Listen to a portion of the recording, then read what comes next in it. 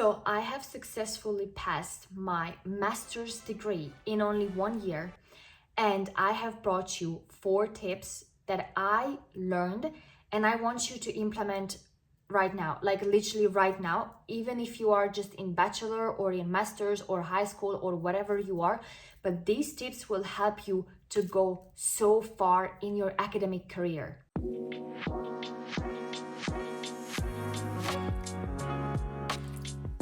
Hi everyone, welcome back to my channel. I hope that you're doing amazing.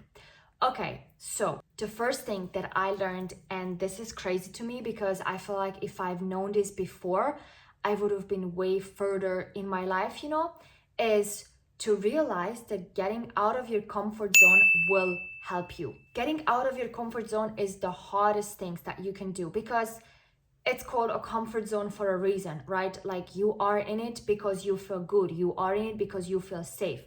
Getting out of your comfort zone means that you do stuff that you're not comfortable with. Going out with a person you don't know is getting out of your comfort zone. Applying for a course that you don't think you're good enough is getting out of your comfort zone. Approaching a teacher that seems like he or she is very smart, very strict, but you want to talk about his or her research is getting out of your comfort zone. But what I realized is that every time I got out of my comfort zone, I gained something. I gained a friend, I gained knowledge, I gained an opportunity, I gained a job or whatever. I just realized that I had to get off my comfort zone to be where I am today, and I would have not been here if I didn't get out of my comfort zone during that 1 year. But I still wish that I got out of my comfort zone way more often, because then I could have been even further. I just want you, because if you're just starting, then of course you will not be able to say yes to everything, but I just want you to start saying yes to more things. You cannot get out of your comfort zone by saying yes to the first 10 things that comes your way, because that's just too much. You're going to be overwhelmed, you're going to be scared, and then you will not say yes to getting out of your comfort zone ever again. So instead of saying yes to everything, try to say yes for the first 3 things, and then say no again, and then say yes again, and then say no again. So gradually, when you reach a point where you're going to see that, okay, this is my new comfort zone, which includes way more many things that was there before. The second thing is that you are capable of more things than you can imagine. This is so true. This is so true. You think you're capable of this, when in reality, you're capable of this. How do I know that I'm capable of this? If I try, If you are this right now and you try one more thing, you're gonna be like this, and then this, and then this, and then this, and then eventually this, right? Because I don't know if I can read a book. Let's just say a very easy example. If I open a book and I start reading, I realize, wait, I actually can read this book. I don't know if I can run for 10 minutes. I go to the gym, I run for 10 minutes. Wait, I can actually do that. You think this is where you are, but this is what you can do. And if you start doing this, eventually that's going to grow like this, and then this, and then this. And then eventually it's going to be like this big, because you do so many things. And then you realize, actually, I can do this. Wait, actually, I can also do this. But if you don't do it, if you don't start, if you don't try, how am I supposed to know that? The third thing, oh my God, if I could yell this to my 1 year younger self, I would. Nothing is as serious as it seems.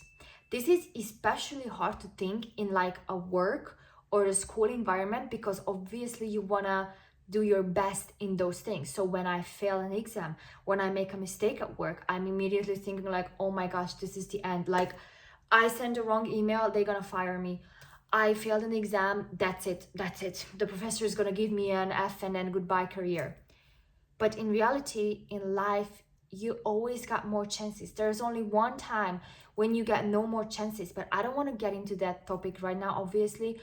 It's just, you always got more chances. So don't be afraid to make that mistake. Don't be afraid to fail that test, to send that wrong email, because that's how you learn. But because we are so afraid to make these mistakes, every time I made a mistake, I acted like this was the end of the world.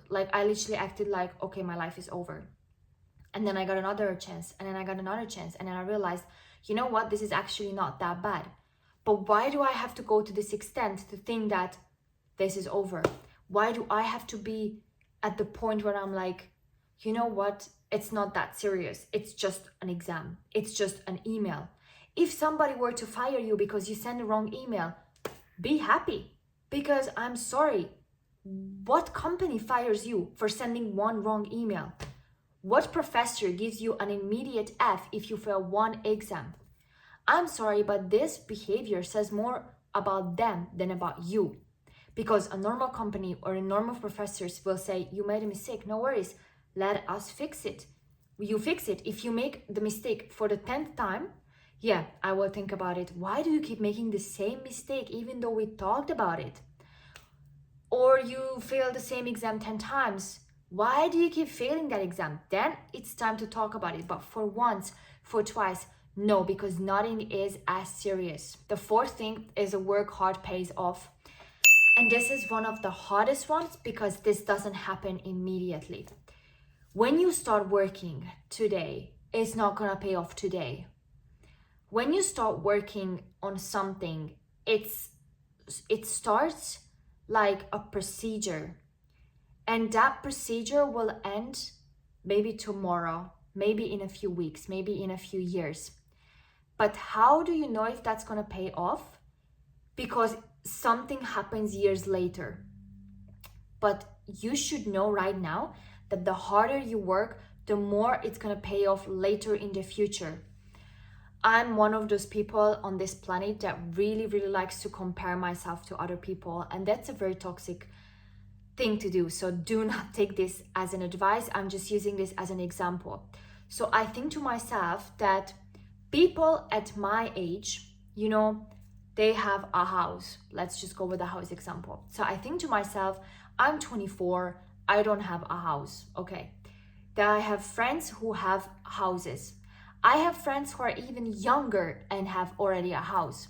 So I think to myself, okay, I'm probably doing something wrong because they are also 24. I'm 24. Why don't I have a house and they have a house? Okay. But then assume I go to their house and I look at it and I think to myself, that is cool that you have a house, but I just don't want this kind of house. And I know that I'm studying right now, I'm working, I'm saving up for a house, whatever. And then maybe I'm gonna buy a house when I'm 26 or 27 or 28, but at least that house will be exactly like the house that I want it to be. And that's why, because my hard working will pay off. And maybe I'm gonna have a bigger house, maybe I'm gonna have a smaller house. The point is that just because somebody has something today that you don't have, that doesn't mean that your work is not paying off. It means that something better is coming. And how do you define better is just only for you, you know, because you know that you could also have the same house if you wanted to, but something better is coming for you. Maybe that person who already has a house is happy with that thing. That's good for them. You shouldn't compare yourself, because hard work will pay off. It's gonna pay off later for you, but it's gonna be better. Because would you be satisfied with that house? Would you be satisfied with that job? Would you be satisfied with those salaries? Not necessarily. And that's why you work harder, because you want something better for yourself. But that doesn't mean that what you have is going to be necessarily better. It's better for you. This is why you don't compare yourself to others. What makes other people happy don't make you happy.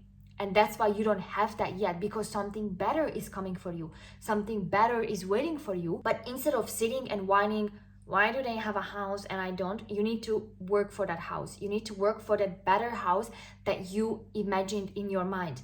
You have to work for that better salary. You have to study more for that better salary. But if you do it today, it is gonna pay off. And I know it's very hard to see that you make progress, you study, you work, you wanna just go, and you just don't. But that's fine, because that's gonna come one day. One day you might see a house on the market and you're like, I wanna buy it. And boom, you could buy it, because you didn't buy a house 3 years ago, so you have a lot of money saved. Or you want to buy a car. Your friend has a car already. Okay, but you don't like that car, so that's fine.